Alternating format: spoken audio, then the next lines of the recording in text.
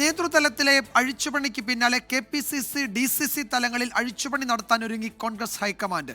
എവിടെയൊക്കെയാണോ മാറ്റങ്ങൾ ഉണ്ടാവേണ്ടത് അവിടെയെല്ലാം മാറ്റം ഉണ്ടാകുമെന്ന് AICC general secretary KC Venugopal 24-നോട് പറഞ്ഞു.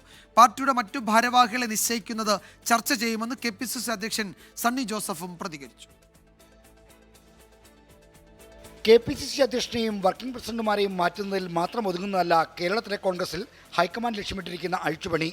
അത് KPCC ജനറൽ സെക്രട്ടറിമാരിലേക്കും ജില്ലാ കോൺഗ്രസ് അധ്യക്ഷന്മാരിലേക്കും എത്തുന്നതാണ്. പ്രവർത്തന മികവ് നോക്കി ആവശ്യമായവരെ നിലനിർത്തുകയും അല്ലാത്ത നേതാക്കളെ ഭാരവാഹിത്വത്തിൽ നിന്ന് ഒഴിവാക്കുകയും ചെയ്യും. അഴിച്ചുപണി ഉണ്ടാകുമെന്ന് ഹൈക്കമാൻഡ് നേതൃത്വം 24-നോട് സ്ഥിരീകരിച്ചു. എവിടെയൊക്കെ പാർട്ടിയിൽ ഊർജ്ജസ്വലമായ മാറ്റം ആവശ്യമുണ്ടോ അവിടെയൊക്കെ ഊർജ്ജസ്വലമായ മാറ്റം ഉണ്ടാകും.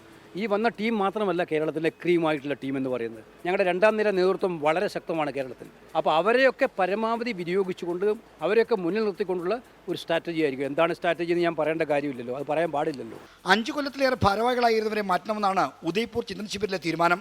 KPCC ജനറൽ സെക്രട്ടറിമാരിൽ ചിലർ 5 കൊല്ലം പിന്നിട്ടവരാണ്. 10 DCC അധ്യക്ഷന്മാരുടെ പ്രവർത്തനം തൃപ്തികരമല്ലെന്ന റിപ്പോർട്ടും ഹൈക്കമാൻഡിന് മുന്നിലുണ്ട്. ഇതാണ് അഴിച്ചുപണിക്ക് പ്രേരണയാകുന്നത്.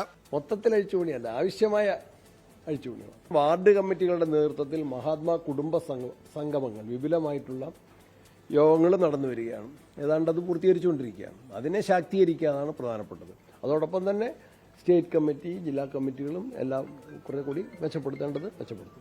സംഘടനാ ചുമതല വഹിക്കുന്ന KPCC ജനറൽ സെക്രട്ടറി M. ലിജുവിനെ ആ പദവിയിൽ നിന്ന് നീക്കാനും സാധ്യതയുണ്ട്. പുതിയ നേതാക്കളുടെ സ്ഥാനാരോഹണ ചടങ്ങിന് നേതാക്കളെ ക്ഷണിച്ചത് M. ലിജുവിനെ ഒഴിവാക്കി ദീപാദാസ് മുൻഷി നേരിട്ടായിരുന്നു. നേതൃത്വത്തിലെ പുനഃസംഘടനയിൽ കോൺഗ്രസിന് വേണ്ടി ജീവിതം ഹോമിച്ചവരെ പരിഗണിക്കണമെന്ന് ചെറിയാൻ ഫിലിപ്പ് ആവശ്യപ്പെട്ടു. 24 തിരുവനന്തപുരം.